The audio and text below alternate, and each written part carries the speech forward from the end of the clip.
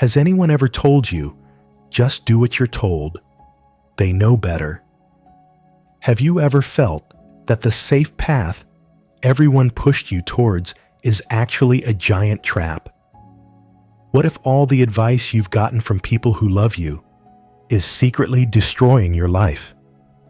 About 140 years ago, a philosopher named Friedrich Nietzsche gave a warning that almost everyone has ignored. He said our strongest beliefs are more dangerous than lies. And today, we're going to see just how right he was. This is the story of a guy who followed all the safe advice and lost literally everything. And it proves that true wisdom has nothing to do with age, but everything to do with having the guts to tear down old beliefs and build your own. Section 1. The Inherited Map. Meet Alex. This guy did everything right. He followed the exact life map his family gave him. His grandparents survived hard times, so their number one rule was stability. Get a good education, find a secure job, and you'll be set for life. They loved him and wanted to protect him. His parents drilled this into his head and pushed him into finance, which they said was a fortress of safety. And Alex didn't just do it, he crushed it. He got the best grades, a fancy degree, and a six-figure job at a massive firm. He bought the nice apartment, drove the smart car, and maxed out his retirement savings. He was doing everything perfectly. He was safe. The map led him exactly where it promised, a life that was comfortable and predictable. But then, in the quiet moments, this weird emptiness started creeping in. His work was just numbers on a screen and felt completely pointless. He felt like an actor in a movie that was written before he was even born. The map was for a world that didn't have to deal with today's insane competition or technology that changes every 5 seconds. It was a map to a world he didn't even recognize. Alex was surviving, yeah, but he wasn't living. He was a ghost of his ancestors, living in a nice house that was starting to feel a lot more like a cage. Section 2. The cracks in the foundation. Here's the thing about the world. It does not care about old maps. And one day, the fortress Alex built started to explode. A wave of automation and AI, things his family's map had literally 0 words for, tore through his industry. His secure department was eliminated. His safe job was gone. Overnight.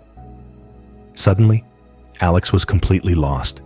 The map he had trusted his entire life was now just a useless piece of paper. It had 0 instructions for what to do next. He asked his elders for help, but their advice sounded like it was from another century. Just get another stable job, they said, not understanding that the very idea of stable was dead. Their beliefs, once a source of comfort, now felt like walls closing in on him. This is the core of Nietzsche's insane insight. Convictions are more dangerous foes of truth than lies. A lie is weak. You can prove it's wrong with facts. But a conviction, a belief you've been told, is a truth you can't question, is a fortress. You can't fight it with logic because it's tied to your family, your identity, to everything you think you are. Alex's conviction was that the safe path was the only path. When reality blew that idea to pieces, he didn't just lose his job. He lost his entire reality. The house his family built was collapsing, and he was forced to see that the real danger wasn't the storm outside, but the broken foundation inside. Section 3. The Authority of the Dead. So why do we cling to these ancient beliefs, even when they're hurting us?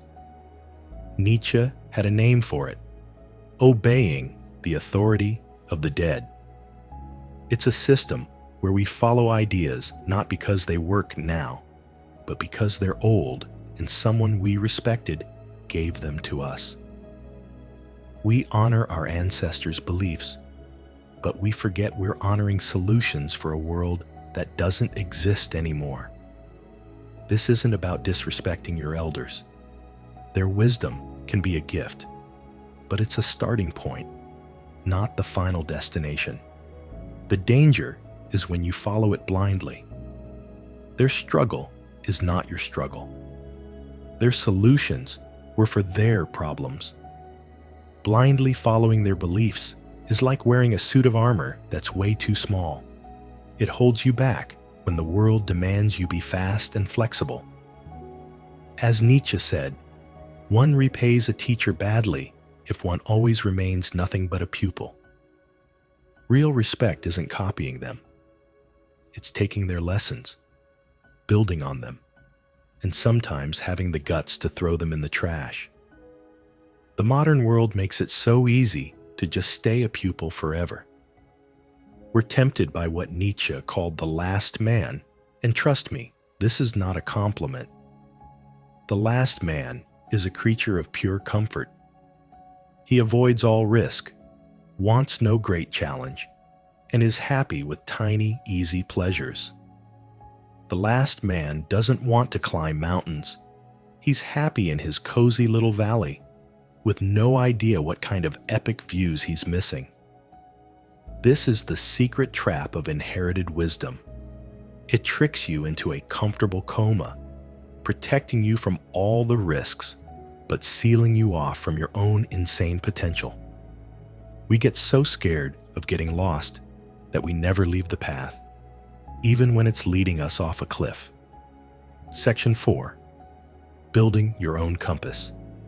At rock bottom, with no job and no hope, Alex finally started asking different questions. Not, what's the safe move? But what's actually worth doing? Not, what does everyone want from me? But who the hell am I? This is the start of what Nietzsche called self-overcoming. It's the messy, painful process of challenging your beliefs, tearing apart the you that you inherited, and building your own values from scratch. It's not about finding a new map. It's about taking all your old maps and lighting them on fire, then building your own compass. For Nietzsche, life is the struggle to grow, and you only grow when you push against something hard. So, Alex started. He stopped looking for another finance job. He took what little money he had and went all in on a passion he always called a hobby: carpentry and design. It was crazy. The work was brutal. He was barely making any money, but for the first time, he felt a spark. He felt alive. This is what Nietzsche meant when he commanded, "Become who you are." It doesn't mean you have to find some secret, true self. It means you are the artist of your own life. You have to take the raw material of your personality, your passions, and all the ideas you were given and carve it into the person you choose to be. Alex didn't find his purpose. He built it, one piece, one failure, and one win at a time. He was no longer a shadow. He was the sculptor. This journey of destroying old beliefs is not easy.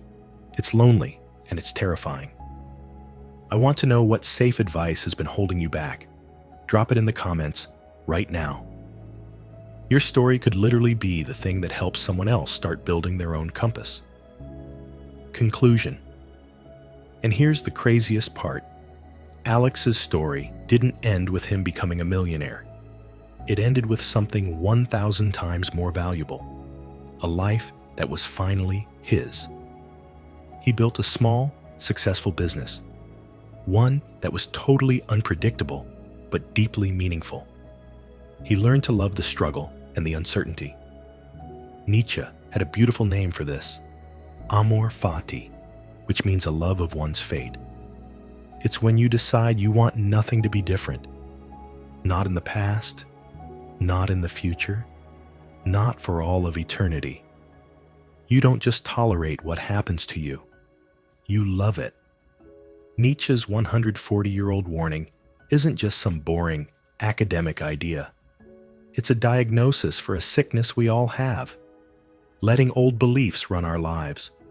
We're told to trust the past, but we forget that life belongs to the people living it now. True wisdom isn't found in a rule book. It's forged in the fire of your own screw-ups and your own victories. It's having the courage to question everything, walk into the wild without a map, and build your own way out, one step at a time. The message is to become who you are, not who someone else told you to be. Because in that freedom, you'll find the only path that actually matters, your own.